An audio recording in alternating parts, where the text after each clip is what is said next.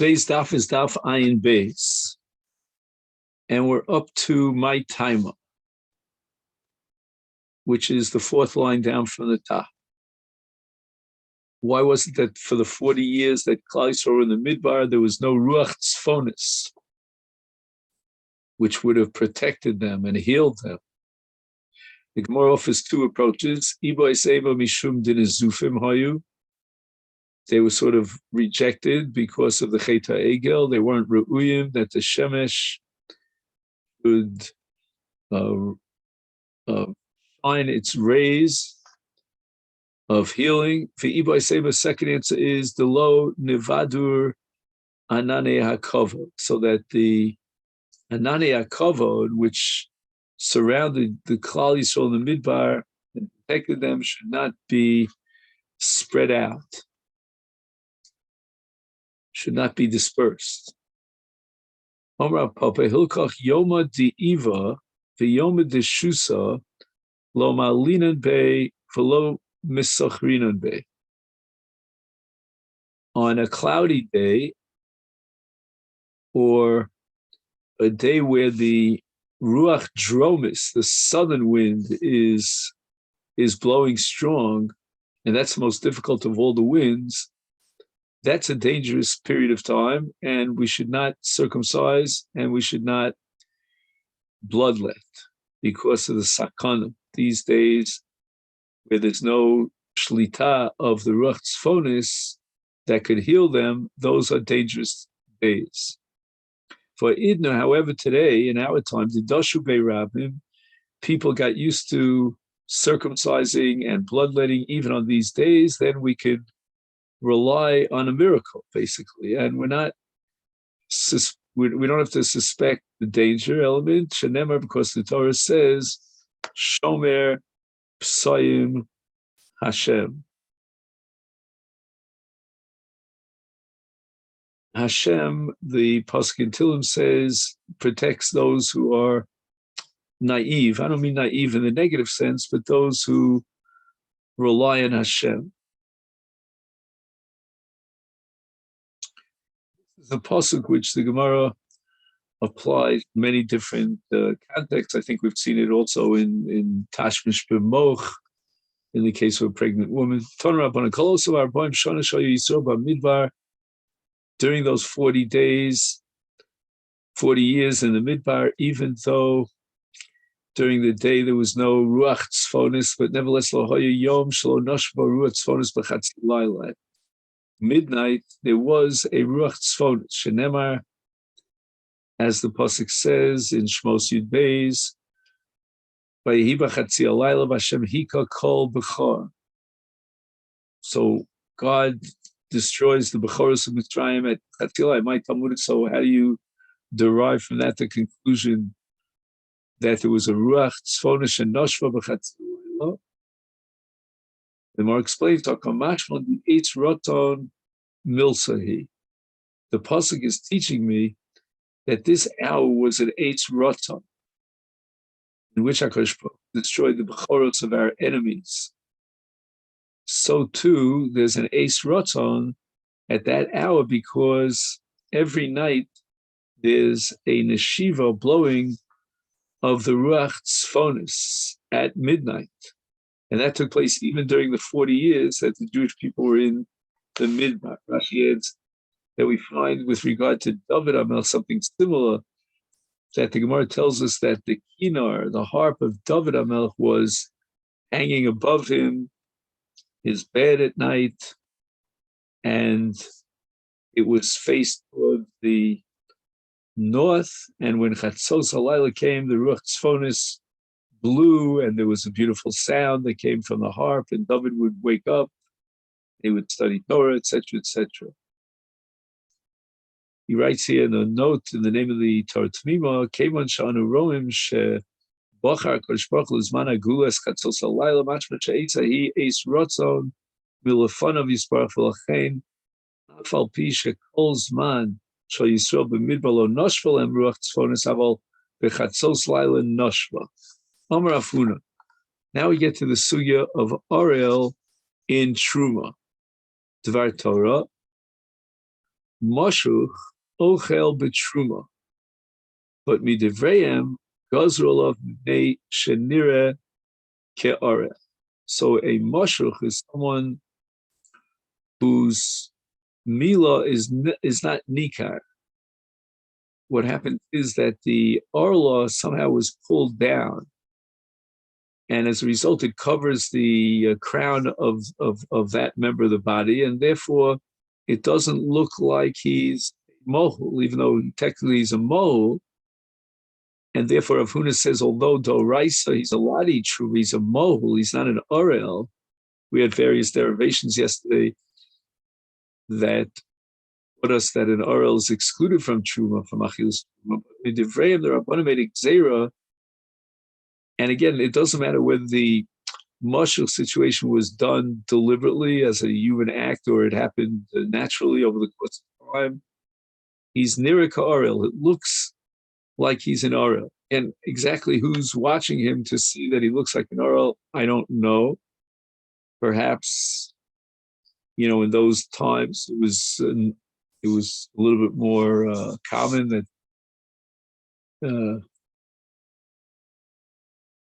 certain societies people would see, or maybe the anti-Semites would identify a Jew by his milah. So in any event, the Rabbanim made Xera, and they said that a moshuch is enjoined from eating truma. So now the Gemara is going to try to attack Rav Huna and establish that a moshuch needs milah on a doraisa level. Meisvei, we learned in a brayso, moshuch tzarich sheyimol. Now the Gemara understands tzarich sheyimol means that as long as he doesn't do a repeat milah, he's considered an orel. And that's a doraisa halacha, which is against Rav Huna, who says that on a doraisa level, he's not an orel, he's a mohul, and it's only Mirabbanah that made the Xera. And the Gemara answers Mirabbanah that which the brayso says, Moshuch tzarich sheyimol, that's only on a Rabbanah level. He looks like an orel, and this reflects the sheet of Rav Huna. So the Gemara asks, Who dekarile mai dekarile? What was the Makshan thinking when he asked the Kash on the brayso? How did he draw the conclusion that the brayso was requiring milah in the case of a moshuch on a doraisa level? But tzarich ktani, on the contrary, we should bring a raya from this brayso to Rav Huna, because it only says moshuch tzarich she'imo. It doesn't say he's an orel. And the language of tzarich is more appropriate and indicative of a d'Rabbanan on the Torah level. He's not an orel. So why did the Makshan think that this brayso would be a kasha on Rav Huna? Should be a proof to Rav Huna. And the Gemara now analyzes the Makshan. The Makshan Katoi, why did he make a mistake in his understanding of this brayso? And he thought Torah limol means minat Torah. And that's because of the Sefer. The same brayso quotes Rabbi Yehuda. Rabbi Yehuda Omer, the dissenting view about Moshuch, lo yimol. We're not going to encourage milah. That's not a good idea. A second milah might cause what we call yichros es haTorah. It might cause more damage than you can imagine. V'yasani will become a krus shivcha, and he'll never be able to have children. Rachmana litzlan. Amru lo, the Chacham said Rabbi Yehuda, lo harbe meshuchim molu bimei ben kozeva. There were a number, it was apparently common at the time by Kokfa that the Mashuchim would do a repeat milah, volidu banim ubanos, and decide that they gave birth to boys and girls. So why do you, Rabbi Yehuda, suspect that a second milah in the case of a Mashuch would make him perhaps into a Krush Shivcha and he won't be able to have children? And the Chacham now quote a source to support their opinion. Shenemar, imol yimol, a double language, yilid beischa.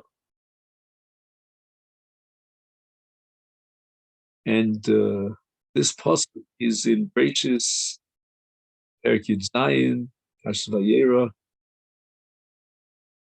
And why does the Torah in the command of Mila, repeat the word Mila twice, afilu mea pa'amin, as if to derive from this pasuk that a mashach, even though he already had Mila, nevertheless, nimshachar lasso, and now the oral is covering the top of his organ, therefore he needs a repeat Mila. And we're not worried about danger. Vi Omer, and furthermore, there's another pasuk. We'll soon see why the Chacham wanted to quote a second pasuk. They weren't satisfied with the first. It says, Orel Zok lo yimal b'sar or loss of a meha es brisi hefer. And this is also a pasuk in that same context. And the extra words of es brisi hefer lerabos es hamosh, even a moshuv is considered like an RL, and he's obligated in another milah. So before the Gemara explains what the Makshan was thinking based on it, right? So first, the Gemara takes sort of like an interlude and asks, "My vi Omer, why was it necessary to bring a second pasuk in the drush of the ribuy of es brisi fair, and it's not enough to bring the first pasuk himol yimol, the chitema, and if you'll say, let's not himol yimol, because high himol yimol is not redundant to derive the chiyuv mila from mosh, rather rabos sitzin hama akfin esamila, that there's certain pieces of skin, of membrane that were left on the orla, and they have to be removed. Those are the tzitzin, those atichos. And Toshma, therefore we need a second pasuk as brise fair to derive the Ramos Samosh. So now we go back to understanding the svara, the logic of the Makshan. Who sover, he thought that Midaka Nas La Hashas Ra, or another girsa here, Almuda, the Talmud brought a pasuk, and this was Chamim source that Minatorah a Moshuch needs Mila is Midaraisa. But now the Gemara rejects that. Belohi. Midrabban, it's only Drabbanu Kra Asmachta B'Alm. So there's no question on, there's no kasha or contradiction to Rav Huna, who says that Moshuch is allowed to eat true Minatorah. He's Mahu. It's only Xeris Chachamim because the pasuk that the Chachamim quoted is only in a smach. It's not what you call a drasha gemura to derive a dorais.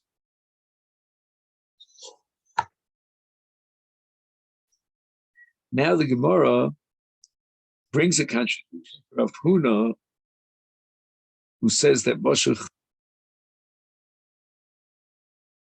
is D'Rabbanan considered an Orel, and he's enjoined from eating Truma at D'Rabbanan level.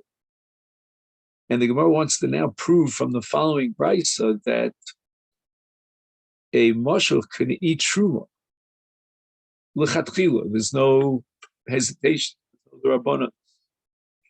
Meisvei, we're talking about a Kohen who's a tumtum. So his genital area is covered in such a way that we don't know whether he's a male or a female. Is ein ochel b'truma, because if he's actually a male, then he's an orel, and an orel is not allowed to eat truma, as we derived yesterday variously limudin. But noshav avadav ochlin, he's still a Kohen, and therefore his wives and his slaves can eat of this tumtum, can eat truma. And if we find him to be a zachar and he's an orel, okay, he can't eat truma, but he doesn't passel his wives or his avodim, the kinyan kaspa, they can eat truma. Then the brisa continues and Moshuch v'nolad kishumol, in the cases of a moshuch or someone who was born mol, harei elu ochlet, they're allowed to eat truma. It sounds like they're allowed to eat truma l'chakila. There's no d'Rabbanan here. And if he was born mahul, he doesn't need mila. Again, this is one shita in the Tanoim. we've already encountered another opposing shita that requires hatov tamris in the case of nolad mo. Androgynous, who has both sets of chromosomes, he's both and a keva. If he's mohul, then ochel b'truma. Why? Because it doesn't matter whether he's a male or a female. Even on the tzad that he's a male, he's not an oral because he's mohul. And of course, he's mizaro shel kahuna, so he's allowed to eat truma. And if he's an isha, for sure he's allowed to eat truma. However, v'ein ochel bekodshim. We're talking about kodshim, like katas v'yoshim, shiari menachos, which are enam necholim el zichrei kahuna, and an androgynous is a suffix isha, so we cannot allow him to eat kodshi. Tum, eno ochel lo betruma, the lo bekodshim. Right, because again, we're afraid that maybe he is a zocher and he's an orel, and an orel is not allowed to eat truma or eat kodshim. The question is, the Gemara later on will take up why it says tum a second time. We already had tum eno ochel betruma. So what's the repetition? But what we want to get here is a kasha stira to Rav Huna, who says that Moshe is enjoined from eating truma on a drabanan level. Ketani miyas Moshe fenola trumol hareyame ochlin. They're allowed to eat truma. So it's explicit here. The price is outspoken that a Moshe is allowed to eat truma. There's no drabanan, there's no hesitation. Tiyufta the Rav Huna, tiyufta. This is a rejection of Rav Huna. Omar Mar. Let's go back to the Bryce. It says tumtum eno ochel bitru, but noshav avodim ochel. So noshav avodim ochel means he's married, and his wife is allowed to eat true, even though he's enjoyed from eating true because he might be an orel. So the Gemara says noshav letumtum inole. Now, how could he have a wife and yet he's a tumtum? And as he's machil is truma. Ilem the kaddish. Let's say there was makadish a woman, and a tumtum we said is allowed. It can be makadish a woman on the tzad that he's a zachar. The sanya tumtum kedusha of kedusha. We have to be choshik. Kedusha of valid. Maybe he's a zachar. Niskadesh, if it was niskadesh to a man, kiddush of kiddush, because maybe he's in a keva, she's in a keva, I guess. Perhaps we'll interpret that that's the possibility of a tumtum being machil his nosh truma if he was makadish and isha or kolche. That maybe in fact he's male, so he's an oral. He can't eat truma, but he machal truma to his wife. So Gemara rejects this because the Omar, to what extent did assume that the kedushin are valid in a case with whom that's lechumra? It means that his wife is going to have a get. She cannot marry anyone else because maybe he's a zachar and his kedushin are valid. But lechula, we're not going to assume for sure that he's definitely a zachar, such that now we can matir his wife to eat truma. Me, I'm reading suffix isha who, after all, in the case of a tumtum, the marriage might not be valid at all because it might be an isha, and isha mekadesh is isha. So again, how is it possible that the wife of a tumtum would eat truma?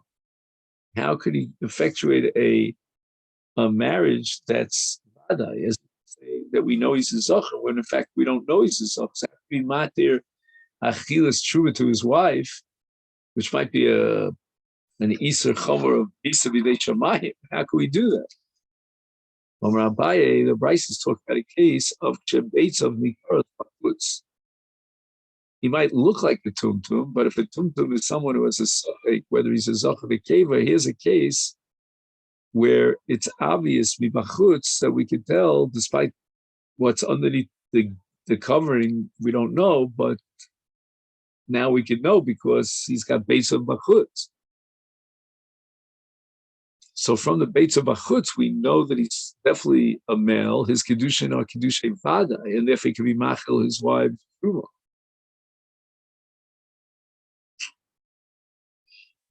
Another answer to the question, how could the Tumtum have a wife, is Rav Hamar Mai Noshav. It doesn't mean his wives, it means his ladies, Imo. The Bryce is coming to him that even though his mother is a Yisraeli, she's not a Kohenes, but if she has a husband, who's, by the way, the father of the Tumtum, who's the Kohen, even when her husband dies, she continues to eat Truma because of Binah, she has Zera Kohen. And it's irrelevant whether the Tumtum is actually male or female. Either way, there's Zera Kohen, and that allows her to eat Truma. So the Gemara asks, Imo Pshita, why is the Brisa compelled to be Mechadish, this Chidush that's so simple, that the mother of a Tumtum from her husband who's a Kohen can eat Truma? She has Zera Kohen. So if she has Zera Kohen, she eats Truma. Well, what was the tzad to say that the Zera Tumtum would not be Machel Truma? And the Gemara says, Ma'al there was really a Havamina, because Molid Machel, someone who is capable of having children, is a Machel B'Truma. She'ena Mochel Molid, Eno Machel B'Truma. And this Tumtum is Eno Molid. His entire area there, the general area is covered. He can't possibly have a child. And we might think in the Havamina, we think that only someone who's Lela Holid can be Machil, in this case his mother Truma, because the Pasuk says Yelid Beso Heim Yochlu Balach, and the phrase Yelid Beso is mashma Roy Laholid, but Tumtum he's not Roy Laholid, he can't be Machil his mother Truma. The Raisa teaches me that Eino Roy Laholid could be Machil Imo Betruma. There's no precondition that you have to be Roy Laholid. Now the Gemara wants to prove that Abai's interpretation of the Brisa is correct. That we're talking about a Tumtum Shabbat of Nikarov. We know Nikaros, we know he's a male. Toshma, in the Brisa that we learned earlier, at the end of the Brisa, it says Tumtum Eino Ochel Lo Betruma V'Lo B'Kodesh. So why did the Brisa have to repeat in the Sefer what it says in the Reisha, that a Tumtum is Eino Ochel Betruma? Because we're afraid he might be a Zohar who's an Ora. He's Bishlei Mila Baye. I could justify the Sefer according to Abaye, because the Reisha and the Sefer are really addressing two different cases and two different dinim. The Reisha is talking about a Tumtum Shebeitz of Nikaros. And therefore we know we can identify him for sure as a male. And therefore his Kedushin, for example, would be Vadai. Now the Brisa repeats itself for a clear-cut reason. Reisha, Oral Vadai, Ktani Sefer, Orel. So the Vadai Orel in the Reisha is Beitz of Nikaros. But in the Sefer, we're talking about a Tumtum classic who's Ein Beitz of Nikaros. And he cannot eat.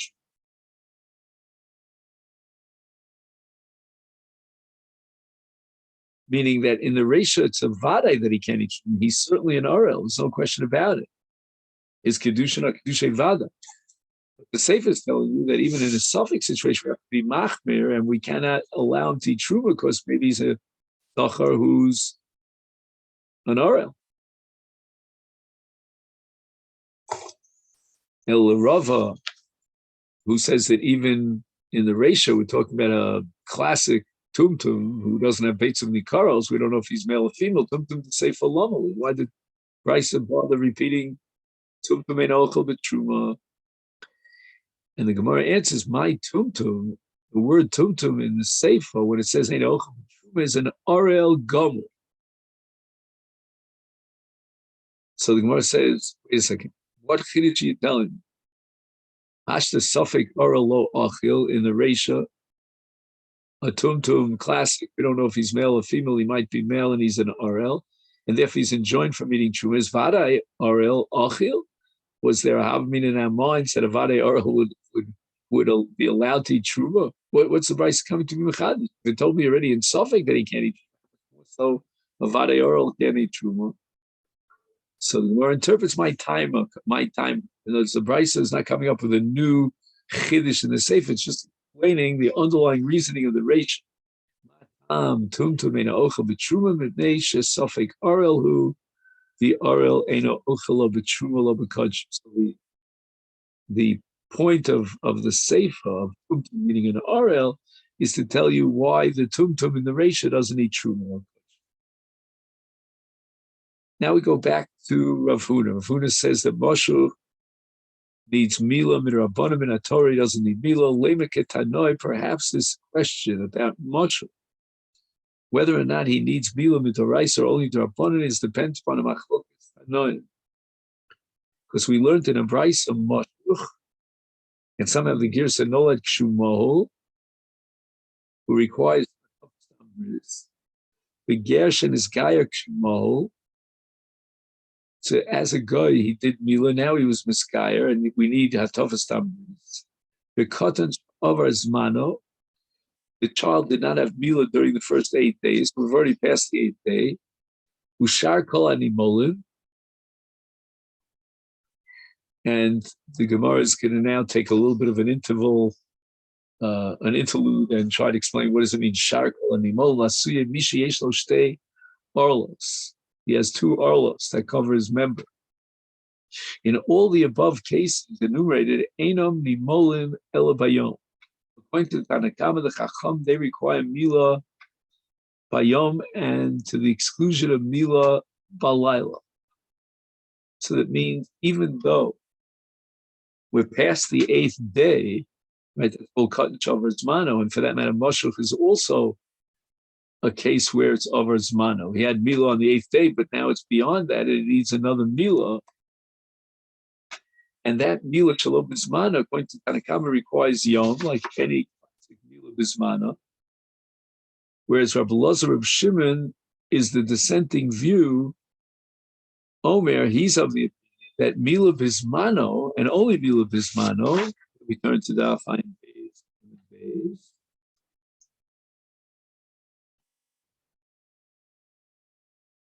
Ain't in the middle biyom require yom, but shalom is man. If you pass this man, then the bein biyom or bein balayla. There's no requirement of yom. And the Gemara says, "My love, behaka miflagi." Let's get back to Moshe. And the question is whether Moshe requires bila biyom or balayla. And the Gemara assumes now that the focus revolves around whether Moshe is a requirement of Mila Doraisa or not.